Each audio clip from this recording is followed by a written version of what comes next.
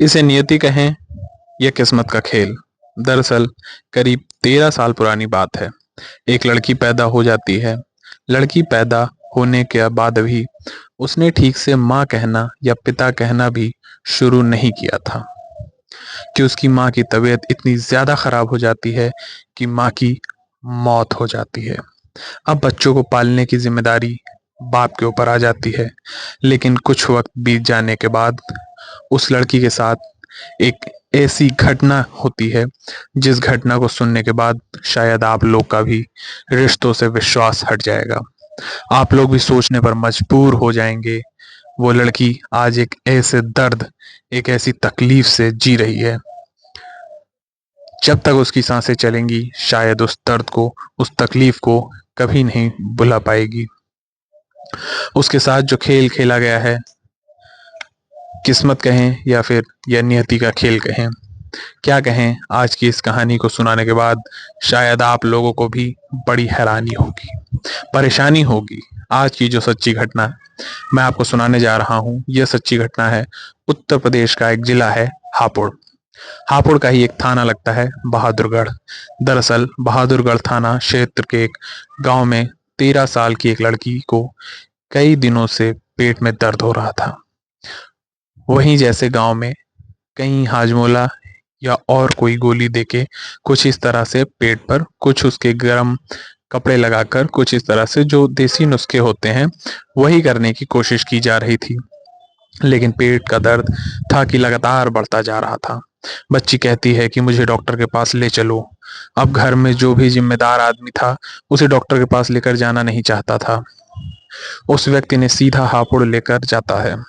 हापुड़ का ही एक मोहल्ला होता है। उस मोहल्ले में उस बच्ची की ताई जी रहती थी। वहां जाकर उसके पास, ताई जी के पास, उस बच्ची को जो 13 साल की है उसको छोड़ दिया जाता है। यह कह दिया जाता है कि इसके पेट में कई दिनों से दर्द हो रहा है, मैंने तो कई जगह दिखाया, अब तुम ही दिखा दो। इतना कहकर वह व्यक्ति तो वहां से निकल जाता है। और निकलने के बाद ताई जी उस लड़की को देखते हैं। लड़की को देखने के बाद ताई जी भी हालत खराब हो जाती है। तुरंत ही वो उस बच्ची को लेकर हॉस्पिटल पहुंचती हैं। हॉस्पिटल जाते जैसे जाती हैं, वह डॉक्टर लोग उसे देखते ही समझ जाते हैं कि इसको समस्या कुछ गंभीर है। दरअसल वो लड़की प्रेग्नेंट हो चुकी थी। प्रेग्नेंट 13 साल की उम्र में कैसे हुई, क्यों हुई, कई तरह के सवाल थे।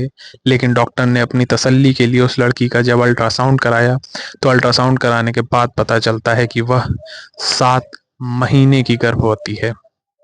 अब इस बात की जानकारी उस लड़की की ताई जी को दी जाती है कि आपकी जो बच्ची है यह गर्भवती है। अब ताई जी करें तो क्या करें, वो समझ नहीं पा रही थी। परंतु ही तुरंत ही परिवार के बाकी लोगों को बताया जाता है। और यह सब जानकारी देने के बाद, इससे पहले कि परिवार के लोगों को जानकारी दी जाती है, वहां तक बात पहुंचती है डॉक्टर के माध्यम से। यह सूचना पुलिस तक पहुंच जाती है। और जैसे ही पुलिस को यह सूचना मिलती है, चाइल्ड वेलफेयर कमेटी भी मौके पर पहुंच जाती है। अब इस लड़की के पास इर्द गिर्द कई लोगों का जमघट था। यह लड़की समझ नहीं पा रही थी कि एक पेट में ही तो दर्द था, थोड़ी सी तो तकलीफ हो रही थी, इतने सारे लोगों का यहाँ आने का क्या मतलब है। एक तरफ डॉक्टर दिखाई दे रहे हैं तो एक तरफ चाइल्ड वेलफेयर कमेटी के सदस्य दिखाई दे रहे हैं। एक तरफ पुलिस की वर्दी पहनी हुई कुछ महिलाएं, कुछ पुरुष दिखाई दे रहे हैं। अब हर कोई उसे प्यार से पुचकार रहा है, उससे बातचीत कर रहा है। लड़की से पूछा जाता है कि बेटा, तुम्हारा यह पेट बड़ा कैसे हुआ, क्या दिक्कत हुई, क्या परेशानी हुई। जब उस लड़की से प्यार से पूछा गया, क्योंकि वह पहले से ही डरी हुई थी, सहमी हुई थी, समझ नहीं पा रही थी कि आखिरकार उसे तकलीफ क्या हुई है। जब उस लड़की को पूरा भरोसा दिलाया जाता है, माँ की तरफ पेश आया जाता है और उसे उसकी जरूरतों का ख्याल रखा जाता है, जब उस लड़की को भी लगने लगता है कि यह तो अपने ही लोग हैं, यह पराये नहीं है, यह गैर नहीं है, तब उस लड़की ने अपनी दर्द भरी कहानी जब सुनाती है तो वह हैरान रह जाते हैं। दरअसल उसने बताया कि मेरे दादा ही मेरे साथ पिछले काफी समय से गंदा काम कर रहे थे। घिनौना काम कर रहे थे। और जब मैं कुछ विरोध करने की स्थिति में होती थी तो वह कहते थे कि अगर तुमने विरोध किया तो मैं तुम्हें भी जान से मार दिया जाएगा। जो तुम्हारे दो भाई दो भाई बहन हैं उनको भी जान से मार दिया जाएगा। जैसे ही तीनों बच्चों की जिंदगी का सवाल था, उस लड़की ने साफ साफ अपने मुंह को बंद कर लिया और अपनी इस दर्द को, अपनी तकलीफ को किसी को बयान ही नहीं किया और उस दर्द के साथ जीना शुरू कर दिया। लेकिन वह नहीं जानती थी कि वह गर्भवती हो जाएगी। जैसे गर्भवती होती है, बात पता चलती है, मामला अब पुलिस तक था। पुलिस से मामला सीडब्ल्यूसी और सीडब्ल्यूसी के बाद यह बात पहुंच जाती है सीधा हाई कोर्ट। हाई कोर्ट में जाता है और यह कहा जाता है कि एक लड़की गर्भवती है, उसके गर्भपात कराने की अनुमति प्रदान कर दी जाए। आखिरकार यह बच्चा पैदा होगा तो इस बच्चे को कौन इसकी परवरिश करेगा, कौन इसे पालेगा। पालने पोसने जैसी ही बात सुनी, डॉक्टर की रिपोर्ट देखी। डॉक्टर की रिपोर्ट देखते ही साफ साफ इनकार कर दिया गया, क्योंकि समय बहुत ज्यादा बीत चुका है। इसीलिए ज्यादा समय बीत चुका है, अब हम इसकी गर्भपात की अनुमति दे ही नहीं सकते। अब जब गर्भपात की अनुमति नहीं दी जाती तब उसके पेट में वह बच्चा पल रहा होता है। अब ऐसी स्थिति में हाई कोर्ट से एक आदेश होता है योगी सरकार के लिए।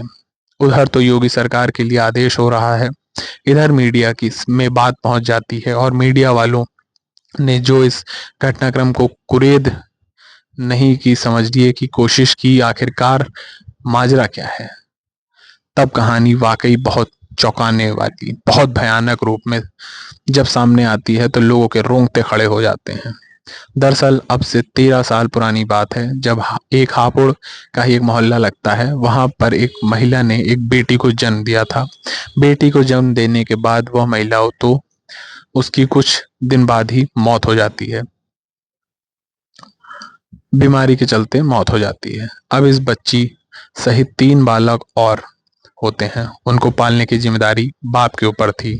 सब कुछ जिंदगी में ठीक चल रहा था, बाप जैसे तैसे उन बच्चों की परवरिश कर रहा था। लेकिन साल 2022 जब आता है, उस बाप की भी तबीयत बहुत ज्यादा खराब हो जाती है।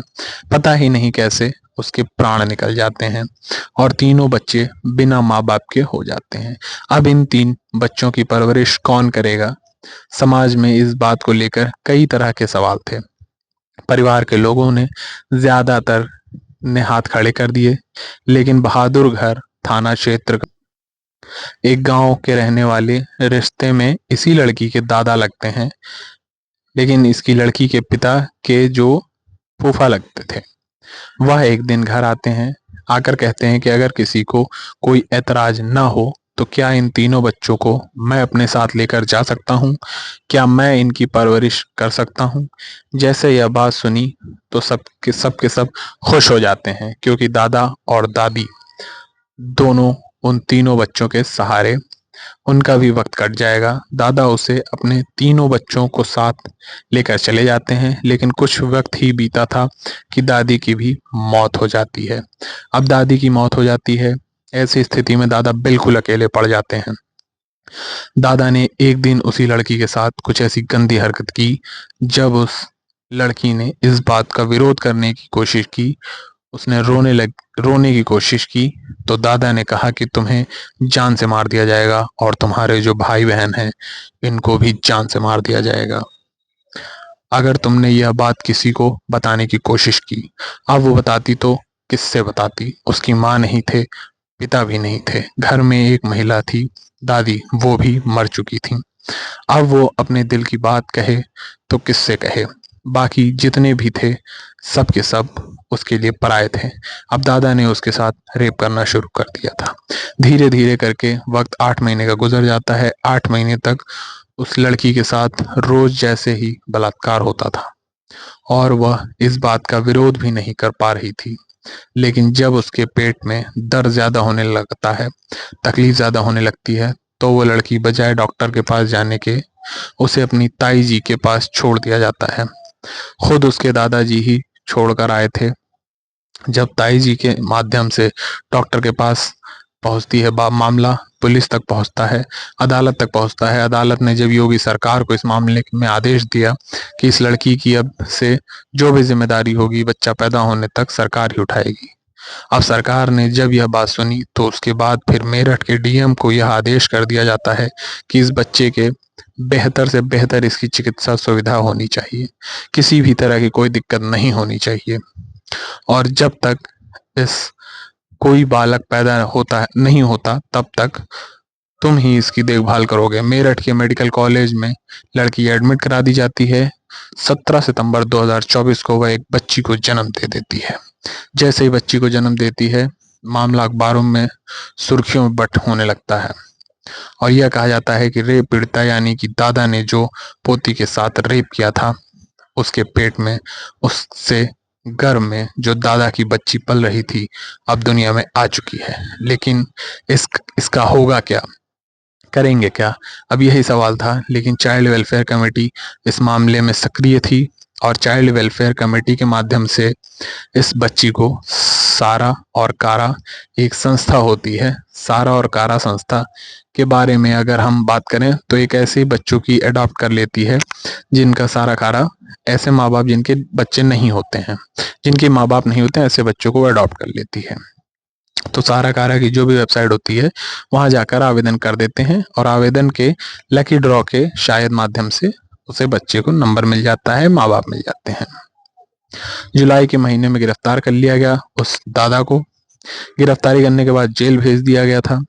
पुलिस की कोशिश है कि उसे जब तक वह जिंदा रहे तब तक सलाखों के पीछे रहे और बड़ी से बड़ी सजा दिलाने की कोशिश उसको की जा रही है। लेकिन इस बच्ची की परवरिश बाकी बच्चों की परवरिश से बड़ी होगी तो शायद जो दर्द इसने इन 8 महीनों या 9 महीने में महसूस किया, वह शायद उस दर्द को कभी भी भुला नहीं पाएगी। जब तक जिंदा रहेगी तब तक वो नियति को कोसती रहेगी या फिर नसीब को कोसती रहेगी। तो ये थी आज की कहानी। अगर आपको हमारी कहानी पसंद आई हो तो हमारे चैनल को अभी सब्सक्राइब करें। चैनल को सब्सक्राइब करना बिल्कुल ना भूलें ऐसी डेली अपडेट्स के लिए। जय हिंद, जय भारत।